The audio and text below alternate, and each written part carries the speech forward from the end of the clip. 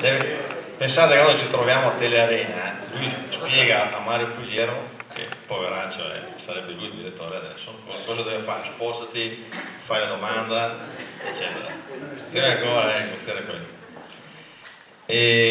No, intanto volevo anch'io unirmi a quanto detto da Gustavo, non lo dico per formalismo, lo dico con convinzione, cioè vedere tanti giovani qui stasera ci riempie veramente di speranza e di entusiasmo. E questo è stato un periodo nel quale, sapete, anche in politica ci sono le mode e c'è stata, non so se ci sarà ancora per un po' di tempo, la moda della Lega, e quindi vedevo non tantissima gente neanche da loro, sia chiaro, però un po' più di giovani. Obiettivamente i giovani vedevi che erano attratti da questa idea forte della Lega, un po' grezza, però gridata, e nella quale vedevi che facevano finta di crederci, e i giovani sono giustamente attratti dalle grandi idealità.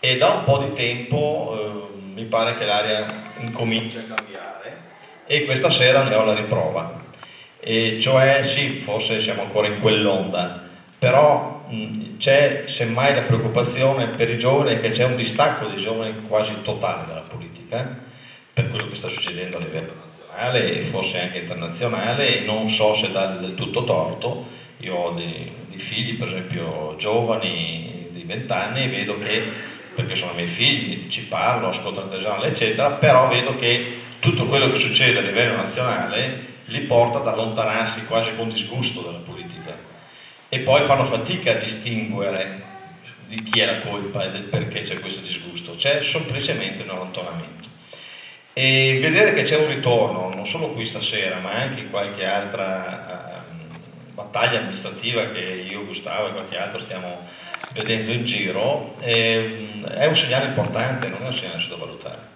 Se volete vi faccio anche una profezia: può darsi che stavolta, per una serie di coincidenze sfortunate e per pochi voti, forse non ce la facciamo. Non è detto. Non è detto, però se proprio siamo sfortunati magari non ce la facciamo. Però la profezia che vi faccio, vedendo tante facce giovani, dopo vi spiego anche perché, che ce la faremo la prossima volta eventualmente. Perché è una cosa, guardate, insomma, sto scherzando, ma non tanto. Perché è una cosa abbastanza naturale. Io ricordo il mio caso, che sono molto giovane anch'io, ma non come voi, ricordo il mio caso che feci un po' di anni di opposizione, e poi ci trovammo all'improvviso tutti quelli che in epoche diverse avevano fatto l'opposizione a quell'età fra i 30 e i 40 anni, e in cui ci fu una convergenza di... si sente, c'è un boicottaggio.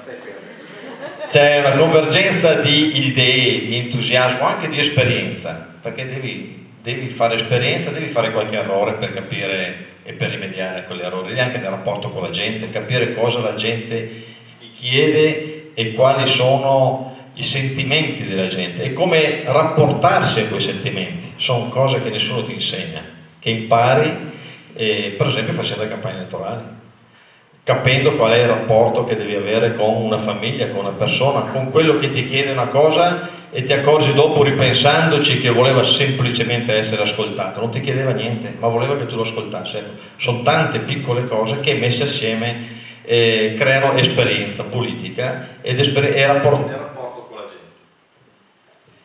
gente. Il rapporto con la gente. E quindi da lì, io credo che quindi vedere tutta questa gente, tutti questi giovani, la profezia diventa facile: voi sarete la futura classe dirigente di Castellaro.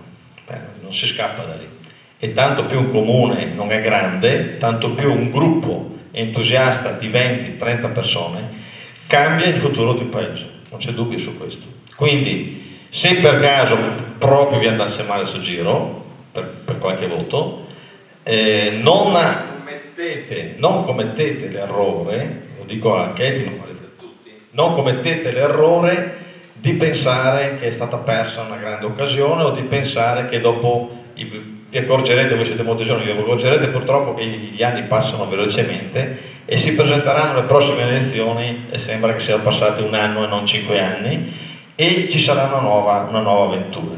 Quindi ecco, l'auspicio che vi faccio è: L'augurio che vi faccio è quello di fare una gran bella figura a sto giro. Ecco, un'altra cosa volevo dire, ecco, non sottovalutate l'importanza di queste elezioni di Castagnaro, perché io, Gustavo e gli altri dirigenti guarderemo con grande attenzione a Castagnaro, perché è un esperimento. Cioè il fatto che si sia riusciti a presentarsi con dei simboli partitici di partiti che alle elezioni nazionali qui da noi non sono maggioritari obiettivamente. E però questo fatto abbia comportato, anziché il respingimento, la timidezza, la paura o il tornare indietro di tanta gente, l'avvicinamento, giusto? Me lo spiegavi tu per telefono, Katie. Cioè c'è stata gente che forse per questo motivo, cioè per il coraggio di presentarsi a testa alta, senza timori, in un momento, in un comune in cui insomma non è facile come Castagnaro, ma anche come Ciarea, non è che sia tanto diverso, anzi. Siamo lì e ecco, questo coraggio, questa forza, questo entusiasmo e questa gioventù messi assieme sono forze attraenti e vi garantisco che nei 20 comuni della provincia di Verona in cui si va il voto, Castagnaro sarà uno dei comuni più analizzati. Valuteremo il voto, valuteremo il perché, quindi avete, adesso non voglio massacrare di responsabilità la povera Katie, però avete anche assunto, forse senza volerlo chiaramente, questa responsabilità, la responsabilità di dare un segnale importante a tutta la provincia. Quindi se oggi pensavate di rilassarvi un attimo nei prossimi 15 giorni, non lo potete fare, non potete accontentarvi del fare bella figura, di prendere qualche voto personale, no, voi avete una responsabilità provinciale, anzi più di provinciale, regionale, perché noi siamo consiglieri regionali, e noi vi guarderemo e dal vostro esempio potremo trarre tante valutazioni importanti. Non lo dico scherzando, lo dico sul serio. Io dovevo parlare del federalismo, se volete vi parlo del federalismo municipale. Sono qua, se volete ve li leggo anche tutti i libri che ho. Non volete che vi legga? Speravo che mi rispondeste così. E dico due cose veloci, no? Perché è interessante secondo me l'aspetto politico di questa proposta e colgo l'occasione del ragionamento che ha fatto molto raffinato da avvocato naturalmente di Katie sull'ICI.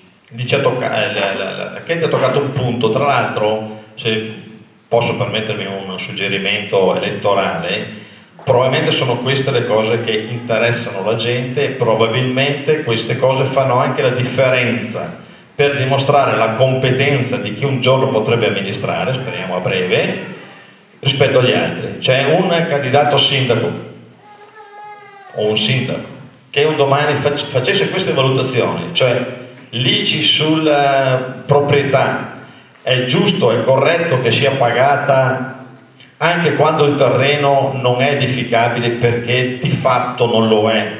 Non è mica un ragionamento, sapete, che sentite in giro spesso, cioè spesso e volentieri vi trovate sindaci e assessori che dicono io non ne so niente, vai a parlare con il dirigente del servizio tributi, che ne so io di questa roba qua.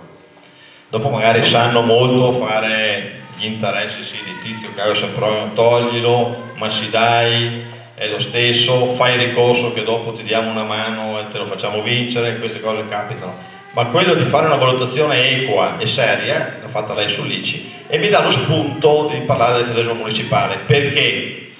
Perché una delle cose che non dicono, ma che avete intuito che si interessa un attimo di politica e di amministrazione, è che aumenterà l'ICI, si chiamerà un'altra cosa, si chiamerà IMU, e aumenterà da subito, fra 2 anni, la porteranno al 7,6, ma con possibilità di ulteriore aumento di 3 punti, quindi di oltre il 10%.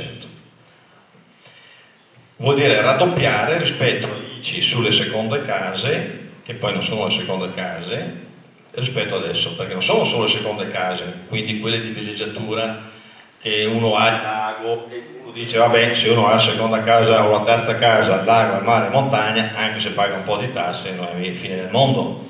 No, paghi anche sugli studi professionali, paghi anche sui negozi, perché tutto ciò che non è prima casa, paghi sui capannoni, paghi sulle aree edificabili e quindi su quelle aree magari che non puoi neanche edificare perché hai una porzione piccola di terreno, o magari hai comprato il terreno vicino a casa tua perché come si faceva una volta, adesso si fa meno, i figli forse, e lo tieni lì e ti paghi tutti gli anni fior di tasse.